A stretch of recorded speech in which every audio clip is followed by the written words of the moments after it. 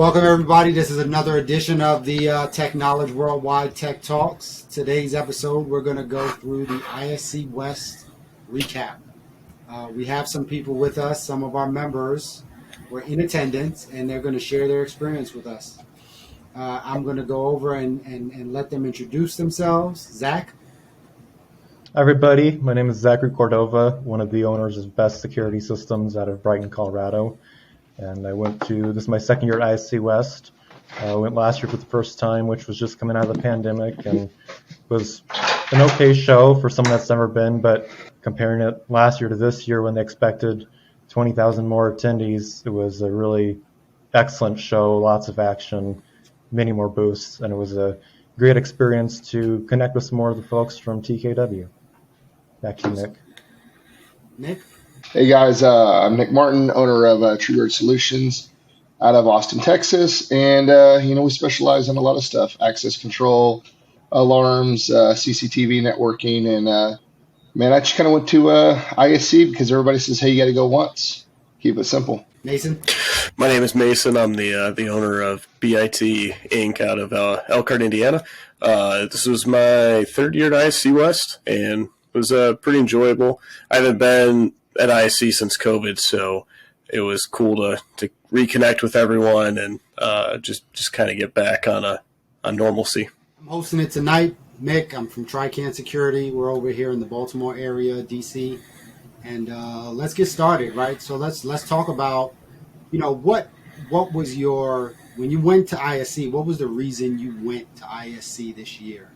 What brought you there? So for me, it was just catching up with the industry at large. I haven't been there since COVID, so we were just wanting to take a look at, okay, what's new on the market. There's been some acquisitions. I wanted to see, especially what like Motorola has been coming out with Alta, and then see if there's any solutions that were coming out that we weren't aware of. So one of the things we checked out was Checked. We're fairly new on the Checked dealer side of things. So we were really checking out Checked and looking at thermal cameras and the Motorola booth, and then just seeing all the reps in person because so many people have changed positions over the last 2 years. I went and got to see new faces at Lenel, new faces at Motorola, just new faces in a lot of different areas. So just nice to put all those people and meet with them. I think for me, I mainly just went out there to experience ISC West, and there was some stuff. I mean, I went out there and I met up with Johnson Controls. I'm pretty tight with those guys in my area, and I just wanted to see some new kind of technology that might apply to my field, not necessarily things like robotics per se, but things like thermal radar I found pretty interesting. And like I said, it's pretty much just I generated some new business out there. So it's more so for networking and opportunities for me than anything else. Yeah, and I'll back that up as well. I would, echo a lot of that with the same reasons of being networking, meeting your reps. Obviously, seeing the new technology stuff is constantly evolving in this industry. So having the chance to actually see it hands-on and not just get a white paper in your email saying, hey, we have a new product, you should buy it. It's a much different experience. It's great getting to meet a lot of people that, I personally have known and dealt with for a very long time and never met face to face. People like Jake Full with SSNSI has been he's president of SSNSI, and they've been a great distributor to us on the security front of things. Meeting other reps with JCI, some other vendor reps for various brands that we deal with. So it's a really good experience in that front. Got to see some new things that we're going to become channel partners for. One of the most exciting ones, the rep that was there was actually from the Denver metro area, and it's a mass notification system that we're going to get certified on tentatively this month out in California, and then be trying to push that into schools, and we're going to put together an architecture specifically for a unified school security solution. So that's very exciting.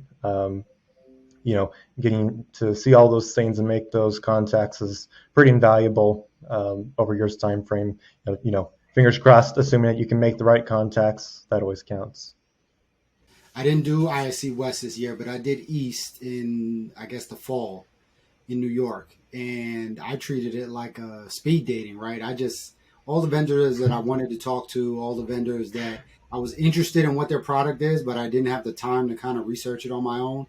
Just take that opportunity, stop by their booth, talk to them, get down to business. Does this thing work like you think it does? And, poke around a little bit to talk to some of their engineers and see what they have. Also the newer stuff. The newer stuff really, draws me in. Like I just love that new tech. Absolutely.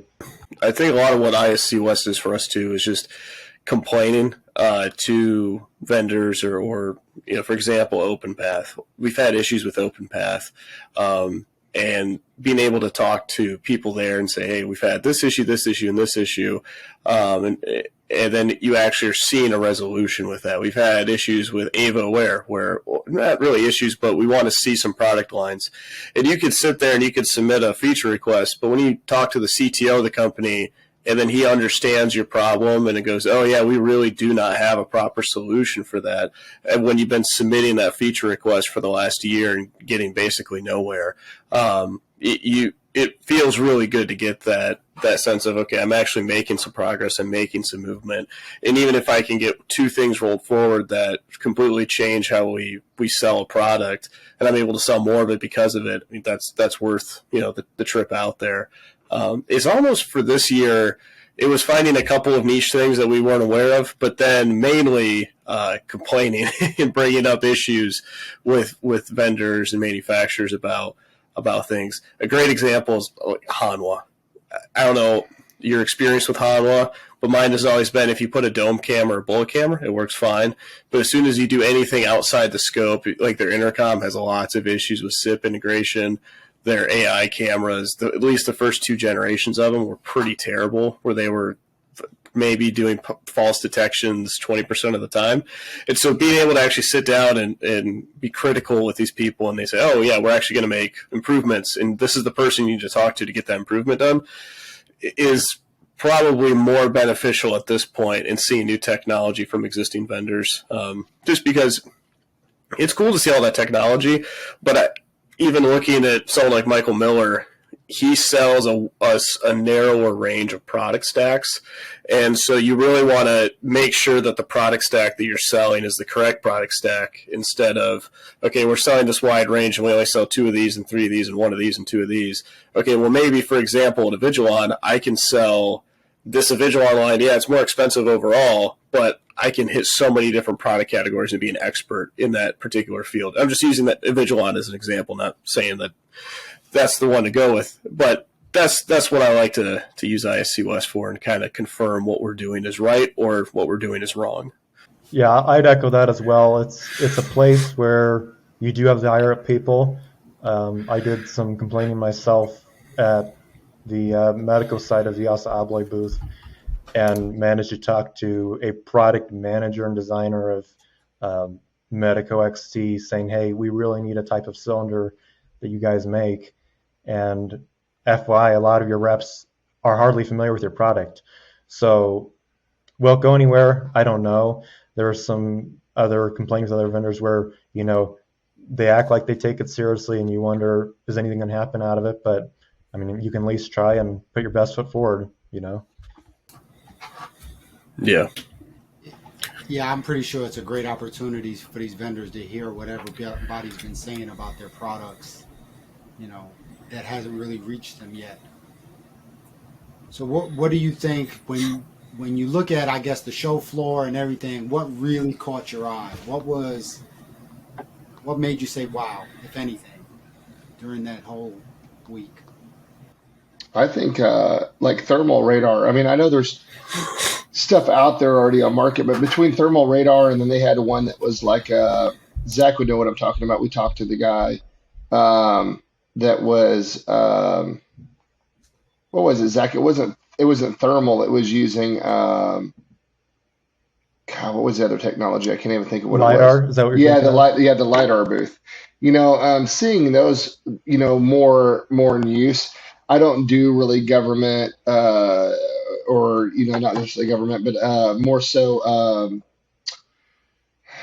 like critical infrastructure stuff. But I think that that LiDAR, not the LiDAR, but the thermal Doppler that they had, the thermal radar. I think that that was pretty cool because, like the guy was saying, he goes, you can replace, what was it, Zach, like 10 to 15 thermal cameras. I think they were saying the throw on the smallest model was something around like was it like 230 yards or something like that.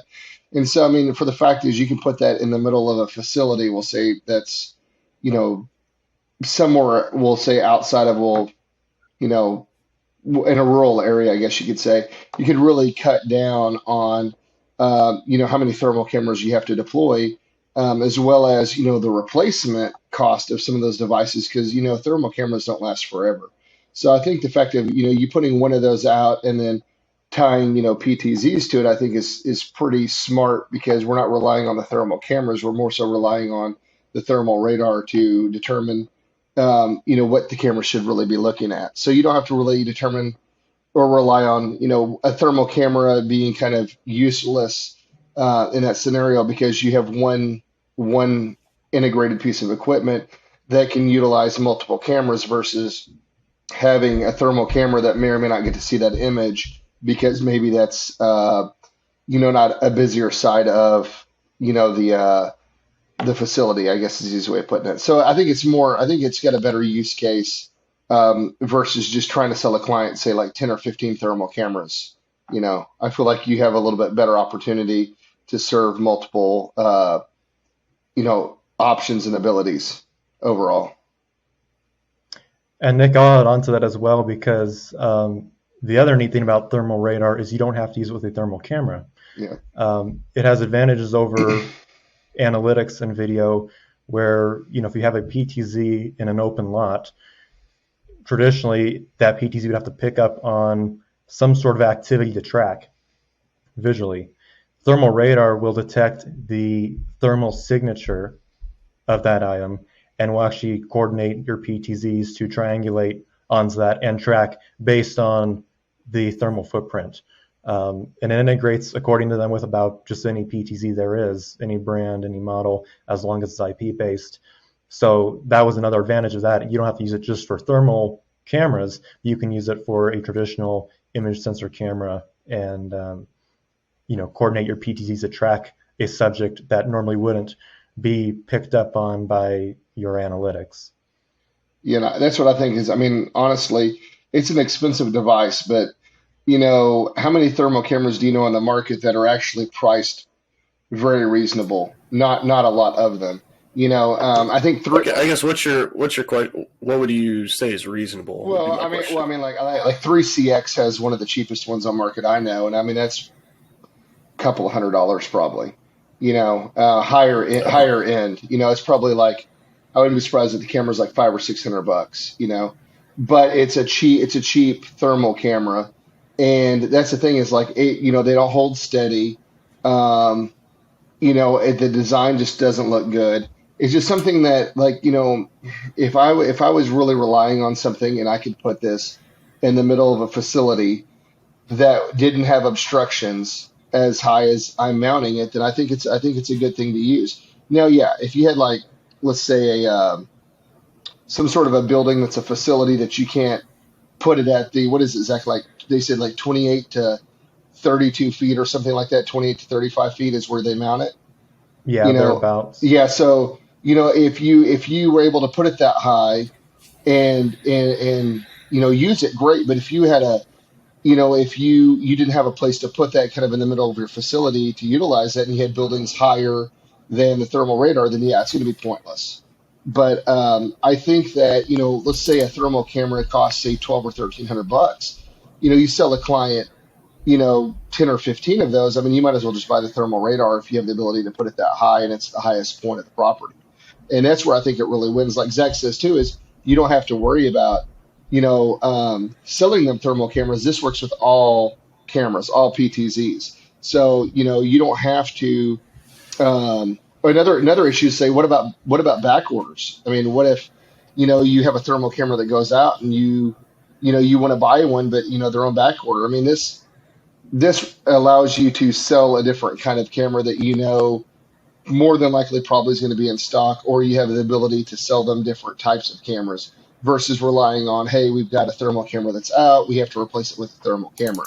So I think there's multiple points, from a cost standpoint as well as replacement or distribution, that I think that it kind of wins. But again, you can't have things higher than that. You can't have a building that blocks the signal, because if you do, it's pointless to install.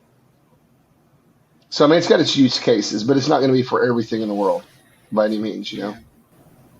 That it sounds really interesting. I'd be really interested to see how they got any camera manufacturer's PTZ to do the auto tracking, because Yeah, standard out of the box, it's not in the OnVIF profile. Not that yeah. I know It's of. so according to, I think what they said, Zach, was, didn't they say they're taking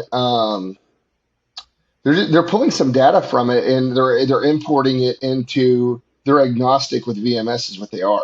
So they're taking, I think, the some sort of coordinates, or like X and Y out of, I guess, their programming, and it tells the camera where to look, and that's how they're doing it.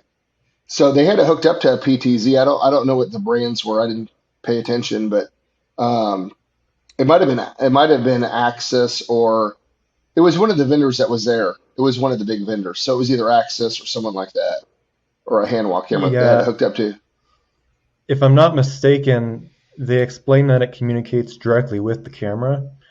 And to explain what the device is, you mount it, like Nick said, about 30 feet, give or take a few feet, and it's a round little device that actually looks like a rotating strobe. And there's a little thermal sensor that rotates in there. So it's constantly spinning and scanning. Somehow in the software, you map the device to different radials, and you coordinate that with your camera. So that way, if it detects something on, whatever radial, it'll send a signal to the camera to point right there. And it's Yeah, 3D mapping, so it can also coordinate tilt and zoom, because it knows the distance and height of the object compared to where the radar itself is located. So if I'm not mistaken, that's how it works. It doesn't go through the VMS, therefore making it VMS agnostic. Um, but they did demo it on an Axis camera. I remember them mentioning it has Axis and Bosch specifically, but I believe that they mentioned that it's agnostic across most cameras with the protocol it communicates. I don't know if that's OnVIF or by what means it communicates with the camera. I'm not that familiar with the protocols that PTZs use for their motor control, but that's what I had recalled the rep saying about it. yeah, and I think they said, the easiest way to explain it, Mick, is you've seen the auto tracking PTZs that like Uniview has, right? You know how it's got the like red and blue little strobe on top? Okay, it looks like that. And then like Zach says, it's got like a little it almost looks like a little radar inside of it, essentially. That's probably what it is. And it spins. And I think, Zach, what it said, it takes a series of a whole bunch of photos, and it does a sweep in like 2 seconds. So it's a very fast, it looks like it's not moving fast, but it actually is spinning extremely fast. And it literally moves, stops, takes a picture, moves, stops, takes a picture, and it does that over and over and over. And within 2 seconds, it does a full 360-degree scan.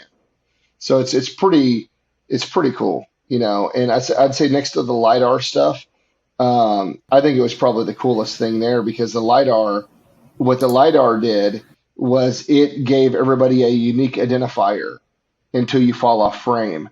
And so everybody gets a unique like strand of identifier assigned to you. Like it would say like, person 1, 2, 3, 4, 5, and then the other person would like use, person 1, 2, 3, 4, 5, 6, and it would do something like that, and it gives you a unique identifier, and it could literally map out your path that you're walking, and where you've been, and it does that in a full 3D scan, which was kind of cool. But again, like the guy says, you pick your LiDAR sensor, they work with any of them essentially. But the problem is you have to deploy a lot of LiDAR sensors around the facility in order to triangulate and get you the 3D view. So where the thermal scanner or thermal radar works better is it's literally taking pictures and doing sweeps, and it's just checking for an image heat. So it's going to be a lot more cost beneficial than something like LiDAR, because the LiDAR scanners are not even cheap to begin with. Well, and it is a different application too, Yeah, right? yeah, The thermal radar is intended for large outdoor use. The LiDAR is actually a cluster of sensors that you put inside a building. yeah. Um, and like Nick said, it will ID an object, whether it's a vehicle, an animal, person, whatever, as long as they're within range of the sensors. You basically lay them out in a grid across your facility, and it will track someone sensor to sensor throughout the facility and coordinate that with your VMS. Unless they leave coverage of the system entirely and come back, it doesn't know that they're the same person. It will re-ID that entity. So a little bit different use case on that for counting visitors and heat mapping and that kind of And thing. I think he said too that their software could also identify if it was a person or an animal as well, the LiDAR, their software. So that was kind of interesting. But again, like you said, it's a completely different use case. Like you can use a LiDAR outside, but it's going to be probably impractical to put a ton of LiDAR sensors around a facility, versus a thermal scanner if you have the open space. If you were Yeah, maybe if you were like a cluster of buildings or something like that, or offices or something like that, the use case might be more practical, especially indoors. But for outdoors, I think that the thermal radar pretty much has it beat. But it was cool. It was cool technology either way. I mean, it's good to see what people are doing and inventing, because I mean, some of these people, if they don't ever create it or invent it, then we'd never know about it and be able to try to use it. Yeah, I think the speed of our industry is just phenomenal right now. I Hmm. mean, just think about it. 3 to 4 years ago, where we were at compared to where we're at now in terms of, just cameras, processing power, AI, advanced analytics, integrating things like LiDAR, radar, like all of these different pieces coming into surveillance. It's pretty awesome to see how much is growing and how fast it's still growing. I'm going to stay skeptical on that camera PTZ integration, but I'll take your word for it. They emailed me today, actually. I don't know if they emailed you, Zach, but they emailed me They today. did. So yeah, so we need to forward that out to Mick and let him check it out, because it was pretty cool. And I know companies like Action CS they've even integrated their cameras to it. So, and they're using I think they're using like a Hanwha PTZ or a Uniview PTZ on it, and they've integrated to their stuff. And so it's being used. I mean, a lot of these guys at the trade shows are using each other's stuff.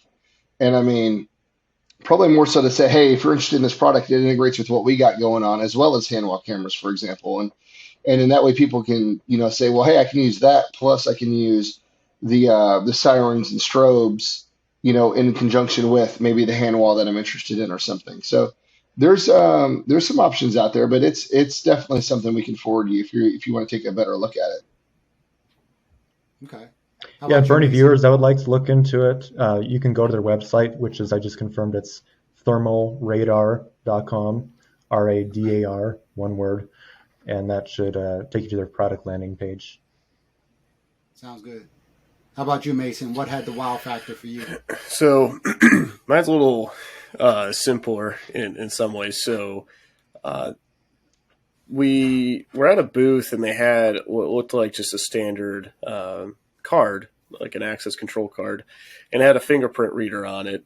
And it blew me away that this company was able to have a fingerprint reader on it. They had a battery, they had a microprocessor, and on top of all that, they were able to integrate with HID or wavelengths, pretty much any company that you'd want. So the idea was, or the idea is if you want to have biometrics. So let's say you have 10 people that you want to have two-factor authentication in a way where they need to have a biometric for their credential to read or work on a card reader. You would hand out these credentials. They're about $30 a pop, and then you could do two-factor right on the card. So you don't have to swap out any readers. You can keep all your infrastructures the same, and then you can just give however many people you need two-factor authentication, and you can tie it in to do Windows login as well. So that was really cool. It took something where instead of having to swap out readers on doors to do two-factor where maybe only a handful of people are going to access it, as far as like a biometric two-factor, you can have it all built into the card, and then you can do even more on top of that with logging into a Windows PC or a Mac with the sign-on of the card.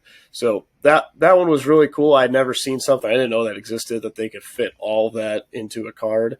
They also can embed LEDs in the cards as well. So when it's reading, the LEDs will power up, and you can light the card up and change the color based on if it was active or not active, or if it's reading the first coil or the second coil based on the frequency. So it was 125 kilohertz or 13.5. That was really impressive. So let me ask you, Mason. So the card is what read the thumb? Or the Yeah. print? Yes, so the card is what reads the thumbprint, and it has the microprocessor, the battery, the coils all built into it. And so when you read, it takes that energy that it's getting from the card reader, and that's how it just kind of trickle charges the battery and keeps it topped up over time. And they didn't allow me to take photos of anything. They had a card there where they didn't have anything on it. I picked it up and I went to go take a photo because I just thought it was cool. And they're like, "Yeah, nope, you are not allowed to do that." You're not slick. You're not slick. Yeah. So I was like, "All right, cool. But it's cool." So is it kind of like you thumb printed and then unlocked, I guess, a container in the card Correct. that allowed it to transmit the numbers? Yeah, so you put your thumbprint on it. There's a little LED indicator that goes green. It starts flashing green, and then it will basically turn the card on and allow you to start swiping at doors, and it will release that information. And you can do HID I-Class, HID CIOS. You can do Leaf credentials from Wavelengths. You could pretty much any credential that you have, they have partnered with those main companies. So you're not restricted. If you have HID I-Class Corporate 1000, you're able to get these credentials and do the biometric. And what's also neat is, like, let's say you have 20 doors you need to get through in the morning. You could just hold your thumb on the card, and then it will just continually keep the card on, and you could just tap doors and work your way through a building, just like if you had a regular tag on in your hand. So that one was really cool. I didn't know something like that existed. And the fact that they're able to package that in the same exact size, you're able to print onto it, everything. The background of that company, unfortunately, I don't know. I don't have their information pulled up. But their background is, I'll look it up here, is creating credit cards. So they manufacture credit cards, and they were able to take their technology that they use for that and basically develop this very small use case system. How fast is it? What? How fast is it? I would say it's probably sub 2 seconds to read. It's the same speed as if you had a fingerprint reader on your phone. So, I mean, it's pretty much almost instantaneous. Someone looked at iPhones and Android phones and said, "Hey, let's put that in a card." That's exactly what they did, and that's smart. You know, you kick yourself when you realize someone did something like that, and you're like, "Man, I could have thought of that." Like, don't get me wrong. It sounds pretty cool. I would, since they're licensing the CIOS credential and HID's credential, then that thing's got to be up there in price. and my thoughts are everybody's going to want to partner with them. Of course, they're a partner with everybody because no one has the technology, and HID or Endala or whoever, they're all going to be like, "Yeah, I want a piece of that," because they want to be able to sell it. Yeah. So HID's piece of that is the other way around. yeah. So it's called Century Enterprises, is the name of the company. Again, I was blown away by it. I didn't know that was possible. They have a lot of patents on that technology, so I don't see that coming around to anyone else. But I want to say the cards were somewhere between $30 and like $60, depending on how you're doing it. Yeah. But you could do you could do a dual coil as well. So if you wanted a 13.5 megahertz coil and a 125 kilohertz prox coil, you could have that built into the card with all the processing for the thumbprint. So that's Century with it. Is that Century with an S? That's what it looks like. Yes. Maybe. Yeah. CenturyEnterprises.com. Gotcha. It sounds super cool. I just can't see myself doing it for prox, but if you're going to go that far, yeah. But even still, at a $30 to $60 credential price, that's low. It is. And so where procs would be handy is, let's say, for instance, we've actually looked at doing this in the past. You have a garage door and they want to put readers on it. Well, that garage door is not high security. And so from an ease of use standpoint, you would rather do 125 kilohertz procs because there's no way to effectively do that with 13.5, at least from my knowledge. So 125 kilohertz, I can put that massive HID reader up. I can read tags from a really far distance away. So you do that, you have that string of numbers, that encoded card number, that doesn't really get you anywhere in the building. It might just get you in the garage door, but then everywhere else is 13.5. So yes, you run that risk, but you're segmenting that risk to a specific area, and you understand that's a risk. You're using it for the benefit of I can read a card 10 feet away. So, Well, it looks like, Mick, they're going to be in your backyard. They're in Westchester, Pennsylvania.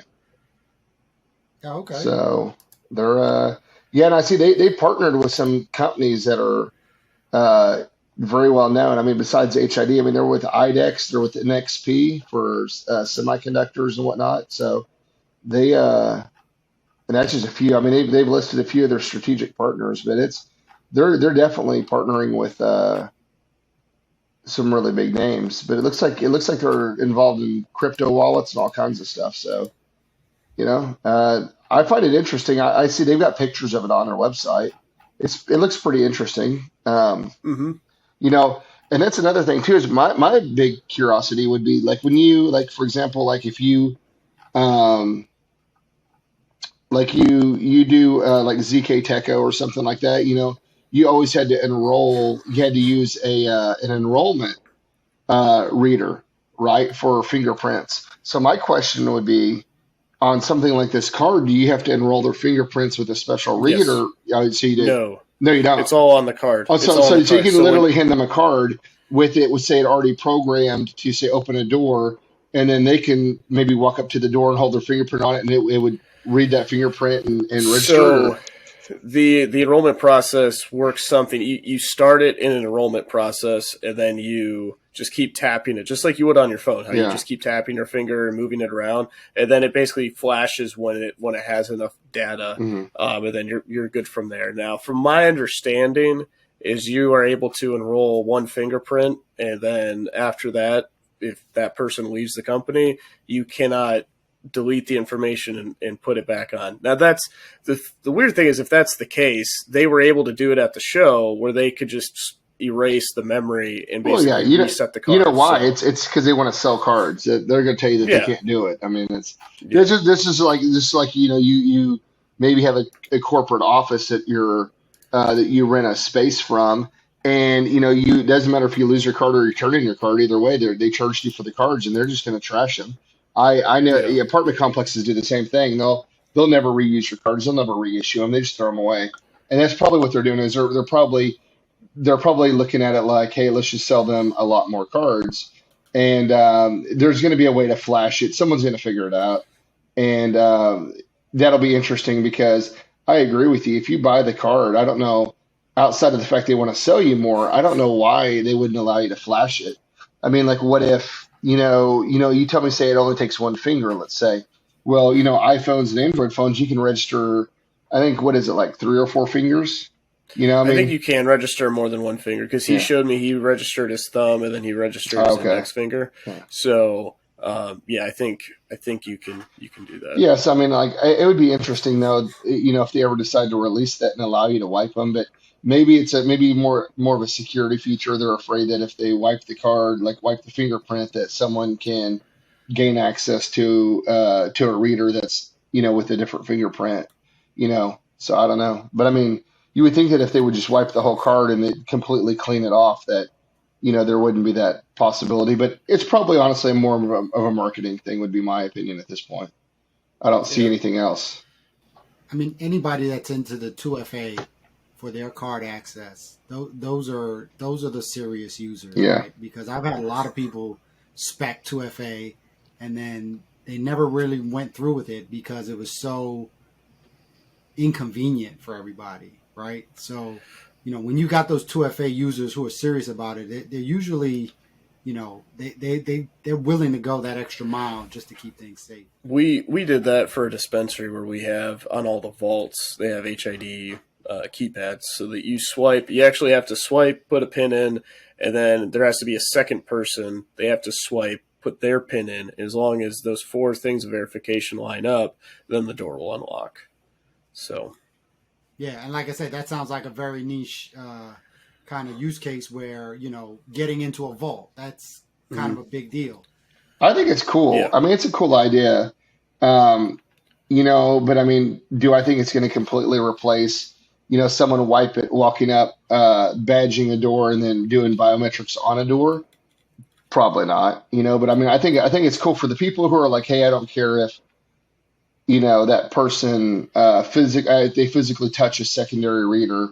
There's been some school like IT rooms I've worked in where, it's all biometrics. And I mean, like that's cool how they're doing it, but for some people, they may just say, hey, you know what, forget it because, maybe they have an issue with a reader going bad and they say, hey, you know what, we're just going to disable it and we're going to turn on the biometrics only. And it allows them more of a failover process, I mean, there's all kinds of options for it. I mean, I think it's cool, but I don't know how fast it'll take over. But I mean, it's definitely something unique. I guess the idea on this is, let's say a biometric reader somewhere between $500 and $1,000, like a decent one. The idea with this is, okay, well, we can spend, if we only need a handful of people, which it typically is just going to be a handful of people, 5 to 10 people, then, okay, we can deploy this solution for maybe $100, $200 potentially. Yeah. And instead of swapping out multiple readers at $500 to $1,000 a pop, especially let's just say 1,000 with labor, if you have multiples of them and getting all of it configured, then, okay, we could spend maybe $500 on a set of cards versus spending maybe even $5,000 on a set of readers. And we don't have to change any infrastructure, do anything physically. It's just buy this pack of cards, put your fingerprints, and we're done in 5 minutes. So that's how I see it being used. I think if you're doing a new construction or a new build, you would never use these. I think it's really for those guys that need to up their security or some requirements change, and they need to meet that standard, but they don't want to go and spend tens of thousands of dollars potentially. Now we should need to figure out where to market them at and who needs to upgrade their security so that we can all go out and make money on it, right? Yeah. What my biggest question is aside from the enrollment, I guess is how does that so I guess the 2-factor authentication only takes place on the card in the beginning, and there's nothing on, for example, like if you do like a ZK Techo and you do like a biometric reader, you're registering that fingerprint into ZK Techo. And so I guess with these cards, they're just doing the registration on the card itself, and it's never backed up or stored anywhere else. That's correct. Yeah. I mean, if your card gets lost, yeah, you can't. You just got to create a new one with brand new enrollment, I guess. Correct. Okay. Yeah, that would be the only fallback that I would see. But I mean, I guess it also makes it secure because you don't have to worry about, say someone somehow gets into like your access control database or something like that and tries to apply, credentials to something else. I don't know. It's kind of interesting. So Mason, what exactly does the enrollment process look like? Is that done outside of the access control software with a separate piece of hardware? Nope, it's all done on the card. That's what he's saying is it's just like your iPhone when you set up your fingerprint and how you got to touch your phone multiple times, and it as you turn your finger on its side in different positions. He says it's the same exact thing. So like so like he's saying is you'll enroll the card and register it, but the registration for the fingerprints doesn't tie to anything else. It's purely on the card itself. Yeah, you would just, let's say you just order with the start and then your end number and then like your HID corporate, information, and then it would come with that number on it. But then the only way that it's going to give that number up is if your fingerprint is put on the card. And then to enroll that, it's just tapping your fingerprint multiple times to set that in its memory, and then it's basically just a card. The access control system just sees it as a positive credential that allows the person in. So it's headless. There's no software of any sort that goes with it. It just you put your card number in your access control software, scan the Mhm. card with your fingerprint, and that at that point, first fingerprint burns into it, correct? Yep, that's pretty much it. Very cool. Yeah, it's pretty straightforward. And it's available for Um, order now? yeah, and there's no minimum order quantity, that was the big thing, because you go to order from HID, they usually require you to do like 100 fobs or I think 200 cards if you do cards. And so what's nice about this is I can just order 5 of them, and they have no problem with that. So you just need 5, you need 6, you need 10. That's what this is all about. So I don't think it's a big moneymaker for them. I mean, obviously they're making enough from it to keep going down the path, but it definitely is a niche thing. So That's incredible. Thank you for sharing. Appreciate that. Yeah. Very cool. So let's talk about, one out of reasons people go to ISC is, networking, talking to customers, right? Has that been your experience at ISC? I didn't really. I mean, I guess it depends on how. That's kind of a loaded question. Like, do we talk to customers or whatnot? I mean, I shored up some business there. Do I really consider those guys as being customers? Yes and no, because they're all national players. Um, I kind of see it as like a vendor partner relationship. I didn't meet like the owner of Whataburger there, let's say, right, and do business with him.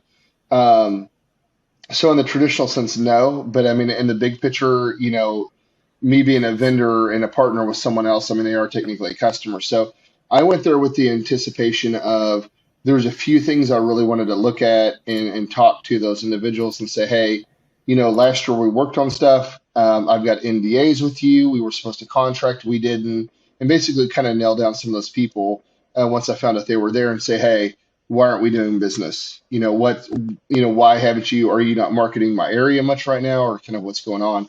And so I did quite a bit of that. And I also spoke to some others in that same industry and just told them who I am and what I have going on and in my area, what's their expansion plans. And a lot of them are entering the market in my area. So, in the traditional sense, yes, I guess they are customers. And, I did meet with quite a few of those, but I mean, that's the best I can explain it. That really wasn't my intention, but I mean, I take advantage of what I can where I can, you know. Yeah, ISC West is not, in my opinion, to get with new customers. It's really for you to meet with new vendors that you may be interested. The first year that I went there, I learned so much. It was just incredibly valuable because I was very new to the industry. I didn't even know what a Vigilon was my first year there. I'd only really ever installed Unify video cameras. And so it was just enlightening to learn all these things and really start to wrap my head around what this industry is, what even something as simple as OnVIF. I'd learned that my first year too. So if you don't know anything about security, it helps you start to wrap your head around who the big players are just by the sheer size of one's booth, and start to figure out, okay, well, this is what this company offers. This is what this company offers. And the really cool thing is if you are not a big business and you're not really doing much business, you're just getting started. It's great to start to see what's out there, because someone like an Avigilon may never talk to you unless you're doing $250,000 of sales with them every year.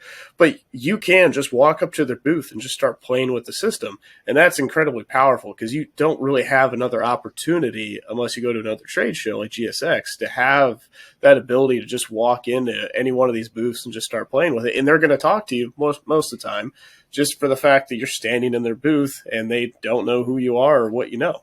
So it's really valuable if you've never gotten into security. It's a great place to start.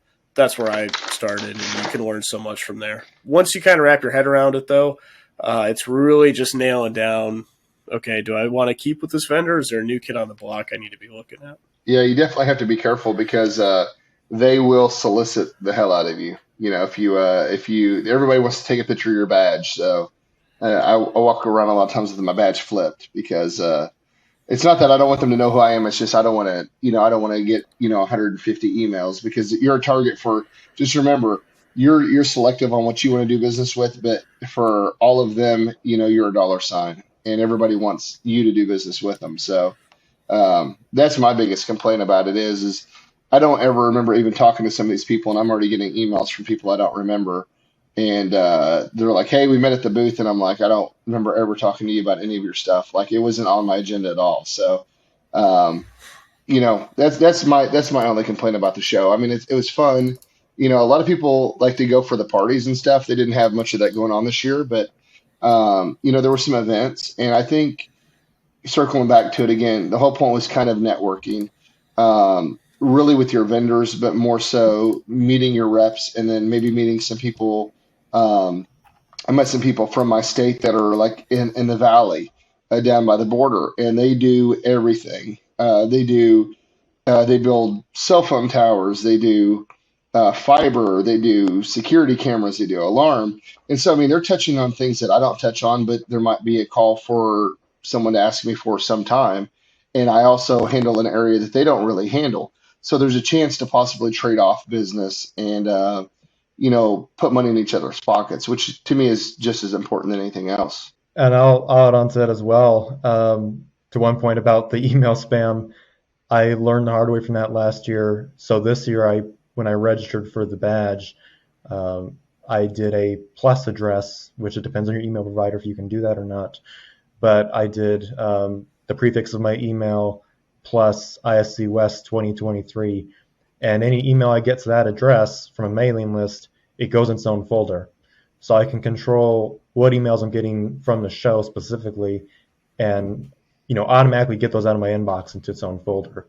So that's through Exchange Online. Other providers may not do that, but that's already been useful this year to control the spam. But in regards to meeting customers at the show, I agree.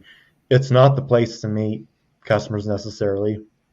You do have the end users that are there from, big companies, big municipalities, that kind of thing, that are there looking at, products the same as an integrator is.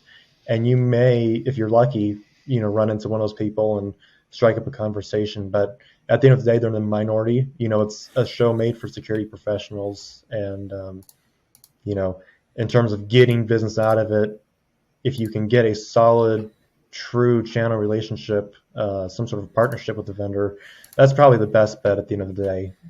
There's a lot of corrupt channels out there that, they're only going to feed leads and they're going to send business to their, biggest spenders, which I understand that side of that. But, if you have the right relationships, like the mass notification vendor I was talking about earlier, and then one other vendor that we had a really long meeting with, a couple hours, I'm pretty confident that they're going to send some business our way.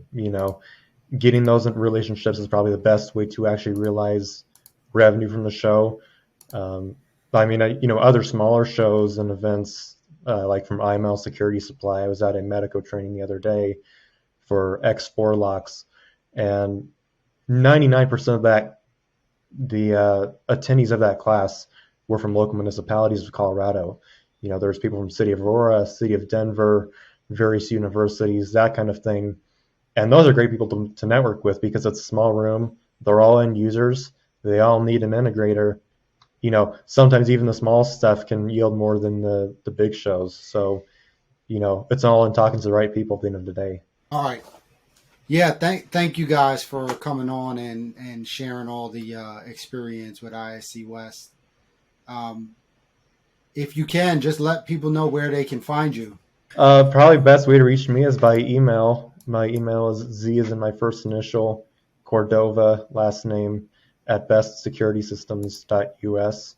And then we're also having a new website going up soon, bestsecuritysystems.us. It's probably the best way to contact. What about your Instagram handle? Oh, I didn't even think of the social media side of things.